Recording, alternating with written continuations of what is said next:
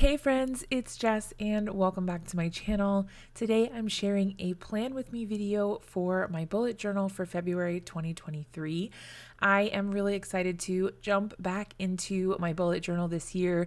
Things kind of fell off the rails a little bit last year since we were expecting a new baby, and since then I've been struggling to kind of find my way back into art and being creative. Struggling to do all of that while having a newborn at home has been difficult and challenging, but also makes me feel all the more like I really need to get back to doing the things that I love and enjoy when I can squeeze it in. So really excited to be back with you all on the channel today. I am going to be combining some of my scrapbooking or card making techniques in my bullet journal. This is one of my favorite things to do, and I'm going to be using stamps. I love to draw and doodle, but sometimes the perfectionism and the perfectionist in me really gets the better of me, and I feel more comfortable and more likely to create my projects if I just use a stamp instead, because I know it will come out perfect every time and I don't have to worry about messing up the drawing or having it look a way that is not pleasing to my artistic eye.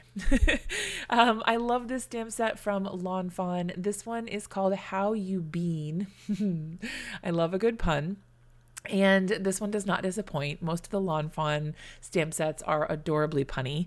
I love this one. I actually used this for a Valentine, for my son's Valentine's one year for his class, and they were a big hit. I absolutely just adore this. It comes with a few different ways to use it on the main stamp set, but then there are also add-ons that you can buy, like this one, which has the little hearts and lots of Valentine's Day type sentiments. I decided to go ahead and use the hearts since this was February and I kind of wanted to do like a pink theme. I'm sure people are probably pretty tired of this for February, but it was speaking to me and I had to follow my little creative heart. So for this video, I decided to kind of do a combination of things. I'm going to keep some of this at real time so you can see my process and how long it takes. I don't want it to seem unrealistic or that it's super fast and then you go to do it and it takes a long time. So I kept in some things that are more regular speed, and then I'm also going to include some things that are sped up to some extent. Probably when I get to the ink blending that I'm going to do on the left side, I will go ahead and speed that up so that you can get the idea, but you don't have to sit there for 12 years while I ink blend the whole panel. Sometimes ink blending is a labor of love and it can take a while to get the result you want. So I may go ahead and speed that up. I am going to probably also speed up the little sections where I am coloring in these hearts and things like that, just because it is very basic and I'm not doing anything special other than filling in the colored areas. And I think we can all handle that on our own. But definitely give me some feedback in the comment section. Let me know what you prefer. Do you like totally real time, however long it takes is how long it takes video, or do you prefer to kind of hit the main points so you can get the gist of things and then kind of move on? I'd love to hear what you all are interested in seeing in a plan with me video for bullet journals. I probably will put on some relaxing music as well so that you guys can kind of just vibe and enjoy the process. So for this layout, I am doing some stamping, as you've seen already. I'm using an acrylic block. That's the clear piece there. I use that to pick up the clear stamps, and then I apply ink to them. The ink that I'm using is from Simon Says Stamp. It is a really great black ink. It's probably my favorite right now, kind of my go-to, and I get really great results with it. So I'm using that, and then I stamp that directly onto my bullet journal. The bullet journal I am using for my bullet journaling this year is Archer and Olive. It is I believe it's called Swallow. Maybe it's a little bird on the front. It's super cute. And of course it's in this minty turquoise sort of color, which if you follow my channel at all, you'll know I'm obsessed with. It's pretty close to the color of my walls in my studio. I absolutely love it. Anyway, So that's the journal. It is a dot grid journal and it has 100 something pages, maybe like 192. The thickness is pretty good. It's 160 GSM. So I would say I don't know, it's pretty thick. It will bleed through if you use Copic markers or anything alcohol based, but I usually have pretty good luck with the water-based markers. I'm still learning to use water-based markers, so I'm not the best with them, if I'm being completely honest. I'm definitely no expert. I feel more comfortable with the alcohol markers than I do with the water-based ones. The ones I'm using today are the Tombow dual brush pens. I've had these for a million years, but I just got some new colors. I guess they had come out with a few new colors over the last couple of years or so, and I just didn't know about it. So I went and picked up those new ones, and I wanted to use those for the project today. So here we are. I also really love the Archer and Olive Caliograph pens. They're a water-based dual brush pen, just like the Tombow. They're really nice. The brush tip is great. They're awesome for hand lettering, just like the Tombows. I do like that they're white. I don't know that I love the Tombows, but sometimes they harsh my vibes with my aesthetics.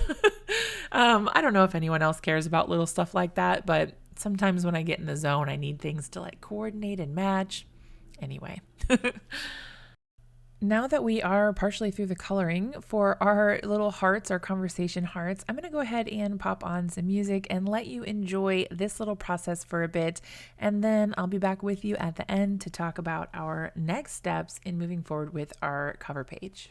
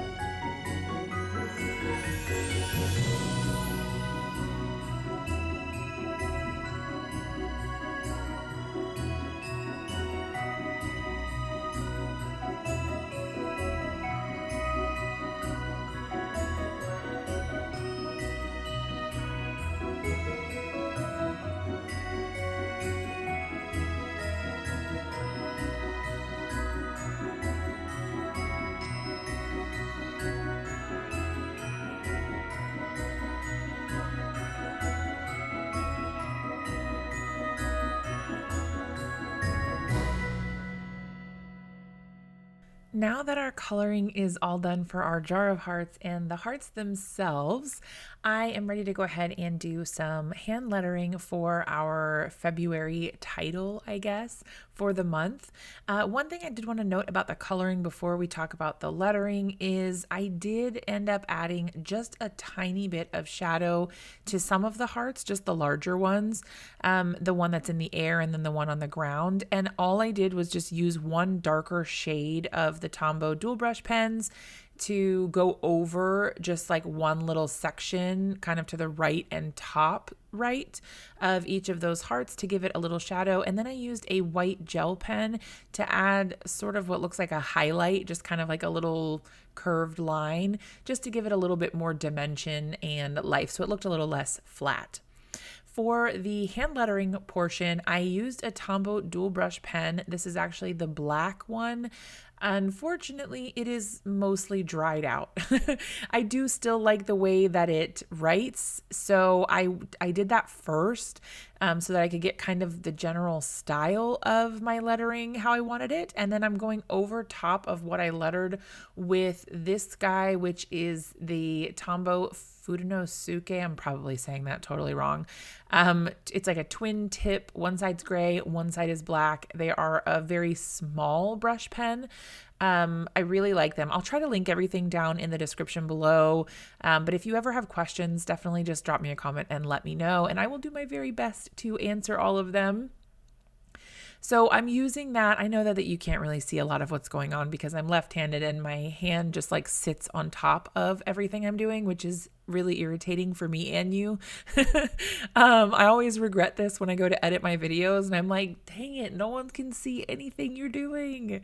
But it is what it is. That's how I hold my pencil, unfortunately. So yeah, I had a lot of trouble in school with dragging my hand through what I had already written, and I would end up with an entire like side of my palm, I don't know what that part of your hand is called, but like if you make a fist, the part on your pinky and the side of your hand, that part would be totally covered in graphite from the pencil, and all of my papers would be smeared if I was writing in pencil because my hand was just dragging through it constantly. Anyway, long story long, I'm sorry, my hand is in the way.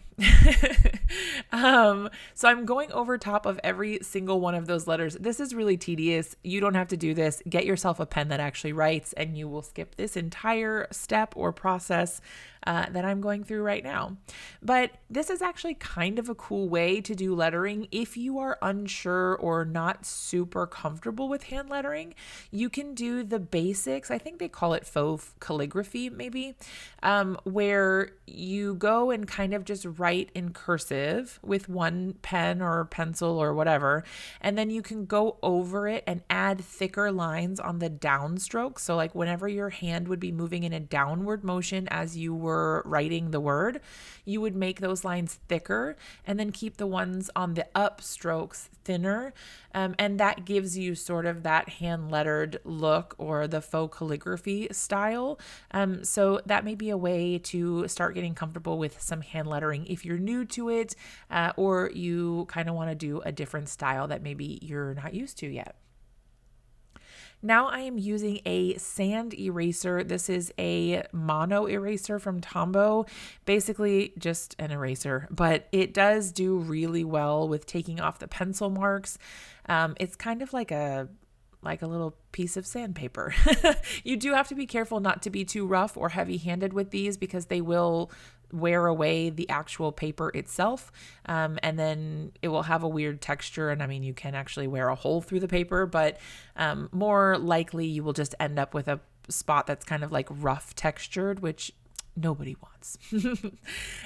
So I'm just using that eraser to take away the pencil lines from where I had kind of outlined where I wanted the word to go. And you can see I doodled down at the bottom a little banner off camera that I could go ahead and then trace over. These do not have to be perfect by any means to look really cute. I have seen a ton of cute banner tutorials and things like that on Pinterest. So if you are looking for more inspiration on that, I know you can definitely find some how-tos on Pinterest. I can also look into maybe making some doodle tutorials if that's something you guys would be interested in. As always, let me know in the comments. I'm using a Tombow dual brush pen with the fine tip or the bullet tip to do my outlining here. This kind of acts like a fine liner, only obviously it's just a marker, not a pen, but it was great for outlining it. I didn't want it to be black, so I didn't want to use one of my just like fine liner pens, but then I figured I could just fill it in with a lighter color. So I used some of the same colors that I had already used up at the top, and I think it worked out pretty nicely. I like the way that it looks, and it was just really simple filling in the empty space with my Tombow dual brush pens. These new ones are extra juicy and nice, so they work so super well, and I absolutely love them. After I did that, I decided to get out one of my brand new Micron fine liners, although it's not very fine, it's quite thick. This one is actually a 12. And I'm obsessed. I have trouble with the fine liners because I don't like the way they make my handwriting look. Maybe that says more about me than anything about the pen, but these thick ones, I absolutely love them. I don't know, that 2023 just hits me different. I absolutely love the way that turned out. If you're not really a super big fan of fine liners, try the thick fine liners. Maybe you'll have better luck. Moving on to the left page, our right page is now officially done and finished.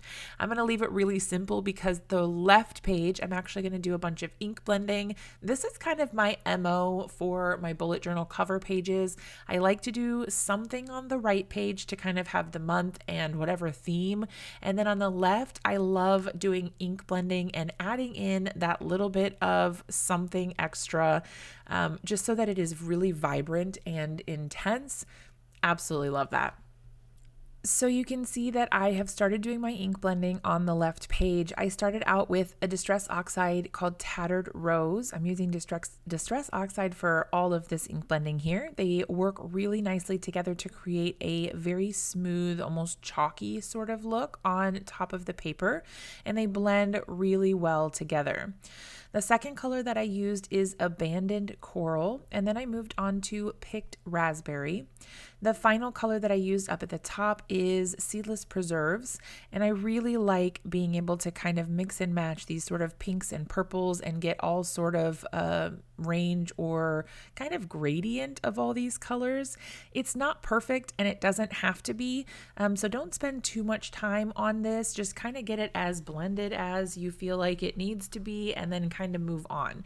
We're layering some other things on top here, so it won't really be too noticeable if the ink blending isn't perfect.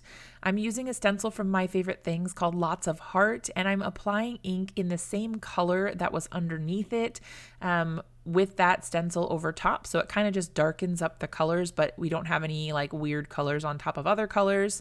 Then I'm using those same ink colors. So this one is the Seedless Preserves. And I'm putting that on top of a stamp. This is a rubber stamp. I take the little backing piece off of it, and that makes it a little more flexible so that I can move it and only get part of it. And I'm doing the same thing here with the Romantic Script. The first one was called Typewriter Text. Those are both from My Favorite Things. Love those rubber background stamps. They are amazing for adding in cute little details like I just did. And then I'm going to go in with this stamp that says Hugs, Kisses, and Valentine's Wishes, or Valentine Wishes. This is also from My Favorite Things, but unfortunately it's not available anymore. I've had it for a million years and it's super cute.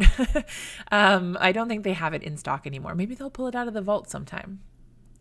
To finish off our page, I'm going to use one of my favorite things, which is the Dina Wakley Gloss Acrylic Spray.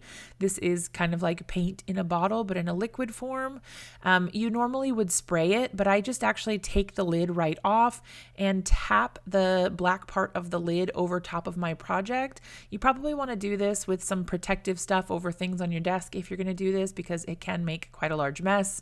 But you just tap it until you're happy with the results, and I absolutely love the way that looks. Hopefully you do too. Maybe you're inspired to try it and get a little messy. My only advice is make sure you let it dry before you close your notebook, because you don't want to stick your pages together and have them rip. That finishes up our layout for our cover page in our bullet journal. I'm going to be doing future pages for this month as well, so look for those videos to come in the next little bit, hopefully within the next week or so, and maybe you can get some ideas to use. I will be trying to get ahead and do the months in advance a little bit earlier, but with a newborn it gets a little wonky, so I'll do my best. Fingers crossed. Anyway, let me know what you think, if you liked it, and hopefully I'll see you in another video really soon.